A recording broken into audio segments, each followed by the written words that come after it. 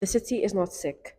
The sickness is in the silence, in the forgetting, in the refusal to see.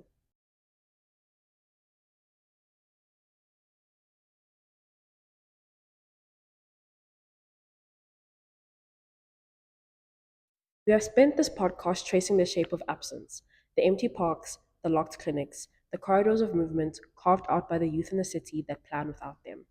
But this last episode is not just a recap.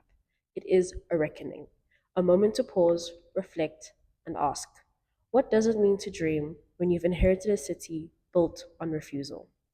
And as we reframe planning and the psyche as well, we often think of planning as external, the drawing of maps, the distribution of land, and the allocation of resources. But as Ungubani, Echoes of Urban Psychosis, reminds us, space is never just spatial, it is also psychological. The city enters the mind, it disorientates, fragments, and it exhausts as well. It makes mental wellness a negotiation. In South Africa, black life is often too planned around and not for. This creates what Mbembe 2004 calls a death world, a terrain where life is possible but precarious. Ungubani forces us to sit with the psychic violence of planning, how structural neglects take root in the mind, and how trauma is embedded not only in the body but as well in the built environment. Looking at planning, theory, and black urbanism, in response to all of this, we have turned to black urbanism, not as a solution, but as a framework for witnessing and theorizing. Black urbanism teaches us that survival is infrastructure, that resilience is political, that the everyday work of carving out space for joy, for care, for health is itself a form of planning. But it also cautions us, do not romanticize what people have been forced to do in the face of state failure.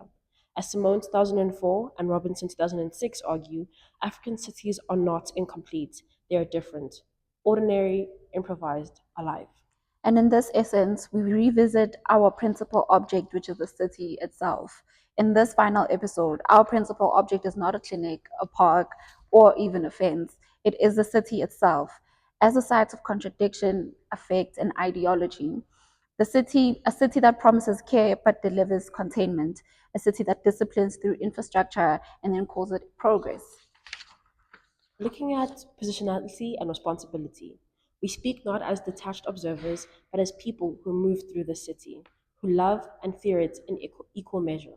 This podcast is not an answer, it's a practice of being in relation, a form of refusal, a refusal to accept exclusion as inevitable, a refusal to reproduce the silences of planning history. We've sat in lectures on planning theory and walked home through cracked pavements. We've read Foucault on power and lived under its weight. The script, as we've learned in this course, is never just text. It is a political form. It is a mode of narration that reveals or conceals, makes visible or erases in choosing this medium. We claim space sonically, politically, and effectively. And a reflection on just the course materials from Joe 2009 on colonial planning as control, to Charlton 2014 on spatial negotiation, to Ungubani's haunting psychogeography have pushed us to connect the city to the psyche and the street to the state. This is the terrain where planning lives and where it often fails. In this series, we have explored planning not only as a profession, but as a system of values. We have asked, what does it mean to plan for health when access to health itself is spatially unjust? What does it mean to build recreational infrastructure when the right to leisure is still a privilege? And who holds the power to decide what futures are possible or even imaginable? And as in Johannesburg, as Mbembe and Natal 2004 remind us, resist simple readings. It is not a city that fits neatly into linear narratives of development, nor is it a city that can be measured against singular, polished models of world class urbanism. Instead, they describe it as a city of layered modernities, where the past, the present, and the imagined future collapse into one another, creating an urban fabric that is discontinuous, contradictory, and deeply symbolic. It is a city where ruins and regeneration exist side by side, where unfinished buildings, informal economies, and speculative skylines all complete to tell the story of the city. The result is not a clean arc of progress, but a palimpsest, a city written and rewritten, never fully erased and never fully resolved. This framing is crucial for our podcast because it challenges the urge present in both mainstream and planning and global development discourse to judge Johannesburg through a singular lens. Mbembe and Natal push us to sit with the complexity, with the city strobe lit illusions of modernity. It also persists, its persistent shadows of exclusion and the spectral presence of past violences that are never fully gone. In doing so, they also provide a language for understanding the lives of young Black South Africans who move through and remake the city daily.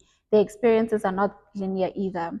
They oscillate between aspiration and constraint, between desires for futures and the wait for inherited injustices.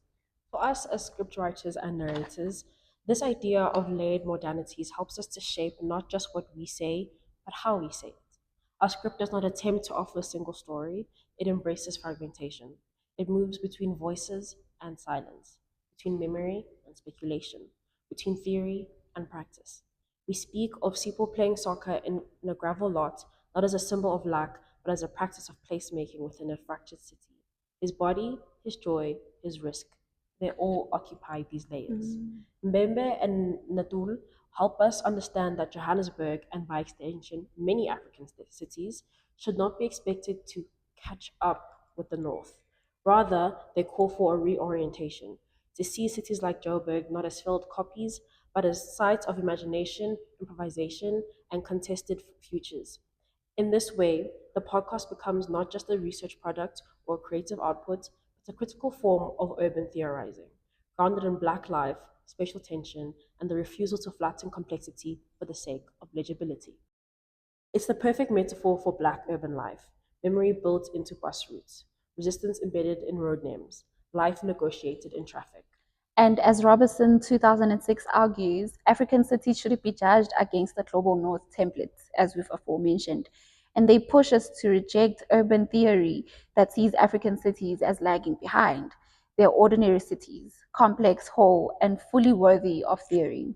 Urban planning in South Africa and much more of the global south often suffers under the weight of comparison, whether implicitly or explicitly. Cities like Johannesburg, Durban, or Gqeberha are measured against models from London, Paris, or New York.